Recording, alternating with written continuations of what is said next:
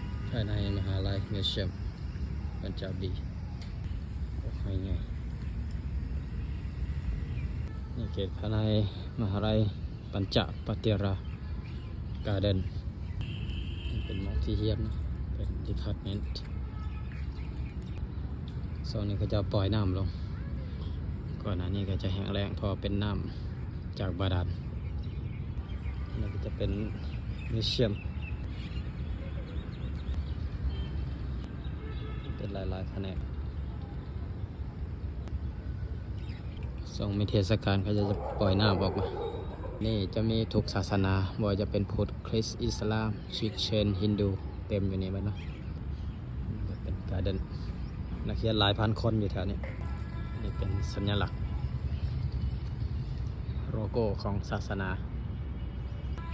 ทุกศาสนาจะรวมกันอยู่นี่เป็นกาหูแบบกาหัวใจภายในจะเป็นแบบนี้นะภายใน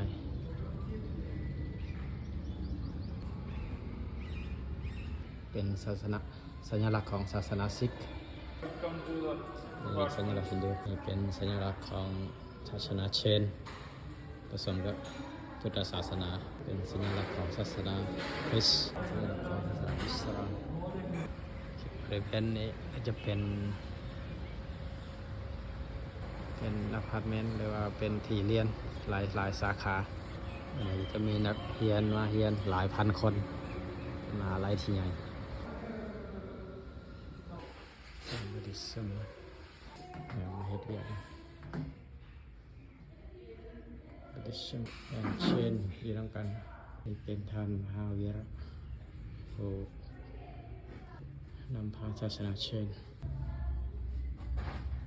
เป็นสัญลักษณ์ของศาสนาเชนไม่ได้มาโดนแล้ว หลายเดือนแล้วก็ได้มารูปแบบก็จะเป็นคล้ายๆของพุทธศาสนาเพราะว่าเกิดรุ่นรอข่าวเดียวกันนี่จะเป็นการปฏิบัตินั่งสมาธิแบบบ่ปากบ่อย่างเนาะอันนี้ฝึกสมาธิอย่างเดียวจะมีหนังสือหลายเล่มอันนี้สมัยก่อนเนี่ยมหาวิทยาลัยเรียนอาจารย์กำลังสอนนี่จะเป็นห้องการมองเห็นเบียกของsupervisor หรือว่าศาสตราจารย์นี่ห้องการเป็นห้องการจะมีดร.เบเกอร์อยู่นี่แต่ว่าเป็นแหล่งรวมพุทธศาสนาปกตินักเรียนก็จะมานั่งเรียนอยู่ห้องนี้เนาะเป็นกระดานเรียนเป็นนอกอพาร์ตเมนต์นอกดีพาร์ตเมนต์ประตูทางออกเข้าประมาณนี้เป็นนักเรียนนั่งอยู่นี่สารเรียนก็จะประมาณนี้เป็นบันไดทางขึ้นมองเฮ็ดเวียกมันมองเฮ็ดเวียกsupervisor หรือศาสตราจารย์อยู่นี่ This library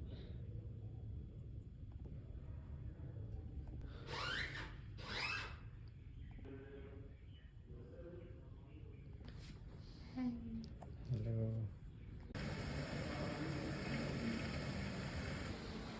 Fish One office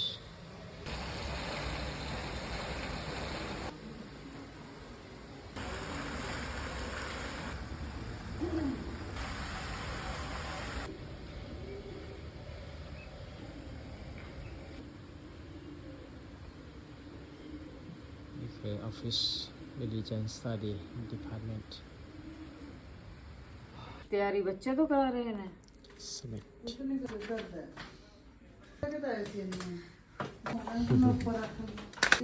อ๋อ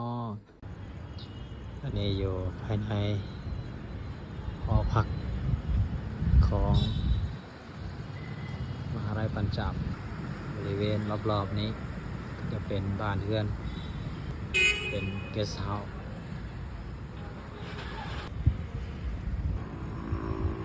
ตอนแรงมาอากาศเย็นตอนบ่ายก็ร้อนตอนแรงเย็นดีรอบๆนี้ก็จะเป็นสถานที่พักเกสต์เฮาส์เป็นส่วนใหญ่เพราะว่ามีนักเรียนนักศึกษามาหลากหลายประเทศเลยมาจากหลายรัฐที่อยู่อินเดียมาเรียนอยู่นี่อันนี้ก็จะเป็นวัดซิกกิซึมลาย ราะว่ารัฐปัญจาบจะเป็นศาสนาซิกเป็นส่วนใหญ่ห่างจากอเมริกาก็เดินทางโก249กิโลดวงดาวดวงเดือน